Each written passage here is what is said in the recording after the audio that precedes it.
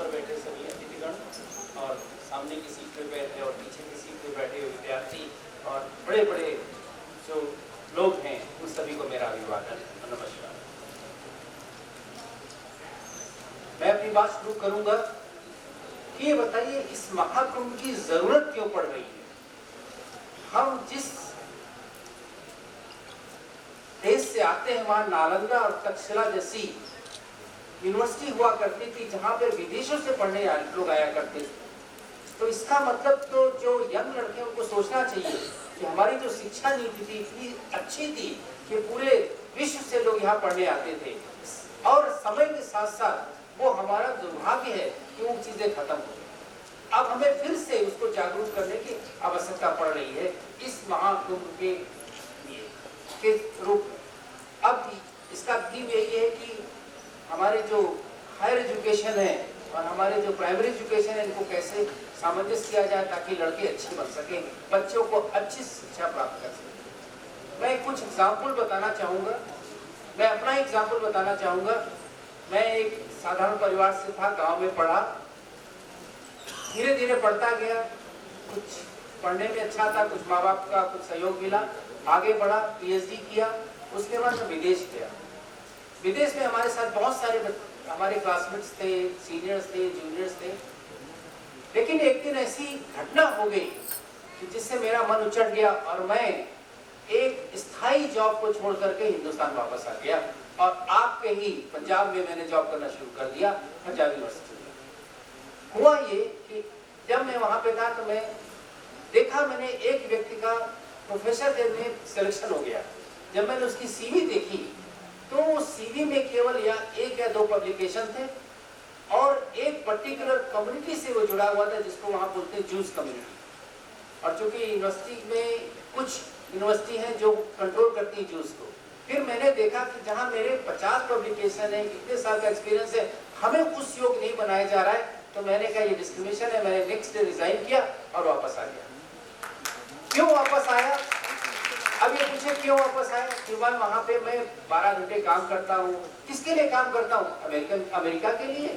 तो मैंने कहा अगर मैं 10 घंटे भी काम करूंगा तो अपने देश के लिए काम करूंगा। ये प्रवृत्ति लेकर मैं वापस आया। दूसरा मैं एग्जाम्पल बताना चाहूंगा कि लोग कहते हैं, यहाँ पे मैं आईएएस ऑफिसर से मिला, रिटायर होने के बाद वो अपनी सर्विस दे रहे हैं। कितनी अच्छी बात है कि समाज ने जो उन्होंने दिया वो समाज को वापस कर रहे हैं। यही जज्बा होना चाहिए हमारे हायर एजुकेशन में। जब हम हायर एजुकेशन में जाते हैं तो हम अपने बच्चों के लिए और अपने गांव के लिए, अपने प्रदेश के लिए क्या कर सकते हैं, ये सोचने वाली बात है। मैं एक और एग्जांपल बताना चाहूँगा। रिटायर होने के बाद मैंने एक इंस्टीट्यूट, एक छोटा सा स्कूल खोलने की कोशिश की है और इसका प्रयास जारी है। मैं ये सोचता था कि हमारे बच्चे फेल क्यों होते हैं। कुछ बच्चे फेल हो जाते हैं तो उनको कैसे ठीक किया जाए कि वो समाज की मेन धारा में जुड़ जाए। तो जब मैं अपने गांव गया, जो फेल लड़कों से बातचीत की तो पता चला कि जो एजुकेशन सिस्टम है वो केवल एक सर्टेन चीजें पढ़ाता है, जो वो करना चाहते हैं वो नहीं पढ़ा पाता है। तो हमें ये भी देखना पड़ेगा इस एजुकेशन सिस्टम में कि हम जो बच्चे हमारे, जैसे कोई आदमी कृषि में काम करना चाहता है लेकिन वो खेत में उसको नॉलेज बहुत है, लेकिन अब आएगा वो साइंस पढ़ाने, डॉक्टर बनने, इंजीनियर बनने के सपने दिखाए जाएंगे तो वो कुछ नहीं कर पाएगा। कुछ लोग होते कारपेंटरी करना चाहते हैं, कुछ लोग होते लोहारी करना चाहते हैं। हमें ऐसा इंस्टीट्यूट खोलना चाहिए और मैंने अपने इंस्टीट्यूट का नाम रखा है सोशली ट्रांसफर्ड एजुकेशन मॉडल। उस स्कूल के नाम से मैं जाना चाहता हूँ और मैं उन बच्चों को पढ़ाना चाहता हूँ जो फेल होते हैं गाँव में और पास के गाँव में, ताकि वो आगे बढ़ सके, उनको शिक्षा जोड़ सके। और ये किसी की पहल नहीं है, ये अपने आप में आना चाहिए। जब हम कुछ देने की सोचते हैं तो हम ये नहीं सोचते हम क्या पाएंगे। हम पाने के लिए नहीं देते हैं, हम केवल देने के लिए देते हैं। अगर ये हमारे में भावना आ जाए तो आज हमारा जो समाज है वो काफी अच्छा हो जाएगा, उसमें कुछ सोचने की जरूरत नहीं पड़ेगी। जहां तक जब मैं एमएनआईटी का डायरेक्टर बना तो वहां पे पहले से ही हमारे जो प्रोड्यूसर्स थे वहां पे बीटेक के बच्चे थे, वो वहां पे एक स्कूल चलाते हैं। मैंने अभी बात ही की थी आपकी यूट्यूबर में भी कि, और हमारे एनआईटी जालंधर के भी वही चीजें हो रही हैं कि बीटेक के लड़के ऑलरेडी जुड़े हुए हैं समाज से। कैसे जुड़े हुए हैं? क्योंकि वो जो पास में स्लम्स होते हैं, जो छोटे छोटे कर्मचारी हैं जिनके बच्चे पढ़ नहीं पाते, उनको शाम को पढ़ाते, निःशुल्क उनकी शिक्षा, सब लोग कंट्रीब्यूटरी होते हैं। 6 से लेकर के 12 तक वो बच्चों को पढ़ाते हैं, मैथ, साइंस, इंग्लिश, और इवन उनके जो प्रिपरेशन होते हैं उसमें पढ़ाते हैं। हम समझते हैं और उस प्रयास से और उस पहल से जो बच्चे आगे बढ़े हैं वो देखने वाली बात है। लड़के आईआईटी में जा रहे हैं, लड़के नीट क्वालिफाई कर रहे हैं। तो ये जो प्रयास और सफल और ये पहल की जो हम लोग की आईआईटीज, एनआईटीज, और सारी एनआईटीज करती हैं, आप लोगों को पता ना हो, सारी एनआईटीज, सारी आईआईटीज इस तरह के प्रयास कर रही हैं। ये शिक्षा महाकुंभ जो आपने किया है बहुत अच्छी बात है। इसको एक चैनलाइज रूप में करना है, समाज के हर स्तर पे ये होना चाहिए कि जो बड़े इंस्टीट्यूशन है वो छोटे इंस्टीट्यूशन को अडॉप्ट करें।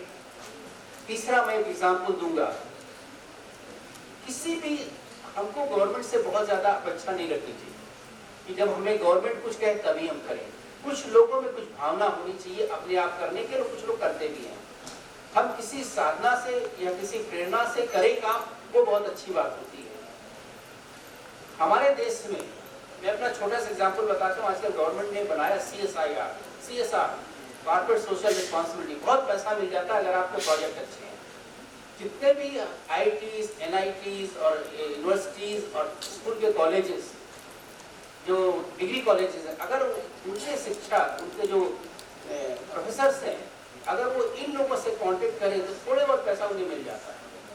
मैं एक और एग्जांपल बताना चाहता हूँ आपको। छोटी सी बात है कि हमारे देश में जो हमारी बच्चियां हैं उनमें हीमोग्लोबिन बहुत कम होता है। जो स्लम की है इनमें खाने पीने की व्यवस्था कम रहती है।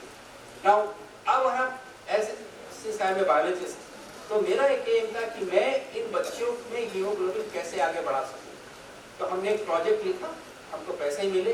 फिर हमने क्या किया, जो हमारे यहाँ टॉफी होती है उन टॉफियों को मैंने फोर्टिफाइड किया, और एक एक स्कूल जो गरीब स्कूल गांव में है उनके बच्चों का मैंने ब्लड टेस्ट करवाया, और ये सारे पैसे हमें CSR से मिले। कोई कहने की जरूरत नहीं, हमने 2 आदमी को रखा और उनसे बच्चों को 6 महीने तक वही टैबलेट हमने खिलाई पर डे उन बच्चियों को। एथिकल सारे क्लियरेंस लिए मैंने गवर्नमेंट से, एथिकल क्लियरेंस हो गया। उसके बाद मैंने देखा उन्हीं बच्चियों का जब वो 1 साल के बाद हीमोग्लोबिन कराए नॉर्मल लेवल पे आ गया। अब इससे क्या फायदा हुआ कि जो हमारे लड़कियों की जो मेडिकल कंडीशंस थी वो बहुत अच्छी हुई। हमारे यहाँ 20% जो बच्चियाँ होती हैं उनकी शादियाँ जल्दी होती हैं और उनके बच्चे पैदा होने से पहले मर जाते हैं। ये सब चीज़ें ध्यान में रखते हुए हमने ये कदम उठाया और हमने उन बच्चों के स्टेटस को उसको आगे बढ़ाने की कोशिश की। तो मैं कहना चाहता हूँ कि इस महाकुंभ में जो बड़े लोग, जो अच्छे संस्थान से लोग आए हैं, अपने अपने प्रोफेसर को प्रेरित करें कि वो कैसे कर सकते हैं, और वो जबरदस्ती उनके ऊपर थोपे नहीं। एक अंतर भावना है, जैसे भी योगा वाला ने बोला कि वो काम करें। एक एजुकेशन को अगर आप कोई गवर्नमेंट बोल देगी बीटेक करने के बाद गांव में पढ़ाइए, वो कहेंगे इसका कोई अल्टरनेटिव रूट है, बोले 5 लाख रुपए दे दो, आपको पढ़ाने की जरूरत नहीं है। ऐसा हुआ है। डॉक्टर ने किया, डॉक्टरों को यही था कि जो स्टेट कॉलेज में पढ़ के जाते हैं उनको मिनिमम 2 साल करना है, लेकिन गवर्नमेंट ने उसको चेंज कर दिया। ये पॉलिसीज हैं जो बदल नहीं सकती हैं। हमें अपने आप में मंथन करने की जरूरत है और अपने आप में सोचना है कि हम कैसे कंट्रीब्यूट कर सके, सोसाइटी को कैसे गिव बैक कर सके। जब तक ये भावना नहीं आएगी, हम कितने भी मीटिंग कर ले, कितना भी कुछ कर ले, कुछ नहीं होने वाला है। तो मैं यही कहना चाहूँगा आज बैठे हुए, आगे के बैठे, अग्रिम पंक्ति में बैठे हुए लोगों को कि हम लोग ऐसा करना चाहिए, मोटिवेट करना चाहिए। और हम शिक्षकों की बात की जब बात करें तो गवर्नमेंट के एजुकेशन, पता नहीं मुझे यहाँ पंजाब का, लेकिन यूपी के शिक्षक और से अगर बात करिए गाँव में जाकर के, जो हमारे टीचर्स हैं वो इतने हैं, उनको खुद ही नहीं आता है कि मैथमेटिक्स क्या होती है और मैथमेटिक्स पढ़ाते हैं। तो ये चीजें देखने वाली बात है कि उनका सिलेक्शन कैसे हो जाता है, क्योंकि हम जानते हैं कि कुछ ऐसे टीचर्स हैं जो अपने सब्जेक्ट को जानते भी नहीं है, लेकिन उनको पढ़ाने को दिया जाता है कि अब पढ़ाइए। और हम ये कहना चाहेंगे कि जो बीटेक करते हैं, जो आईटीज करते हैं, आईएम करते हैं, जैसा कि अभी हमारी बात चल रही थी, वो भी कुछ समय के लिए जाकर अपने गांव में, अपने संस्थान में, अपने डिस्ट्रिक्ट में जाकर के छोटे समय गर्मियों की छुट्टी में 1 महीने 10 दिन कुछ कंट्रीब्यूट करें अपने में, तो शायद हमारे देश के लिए, बच्चों के लिए कुछ भविष्य होगा। उनसे पूछे, बात करें, संवाद करें। इसी के साथ मैं अपना खत्म करूंगा। हमारी यही आशा है इस महाकुंभ के जरिए अगर हम दोनों पक्षों को जोड़ सकें और समाज के कुछ अच्छे कामों में कर सकें, प्रयास कर सकें, तो हमारी बहुत बड़ी उपलब्धि होगी।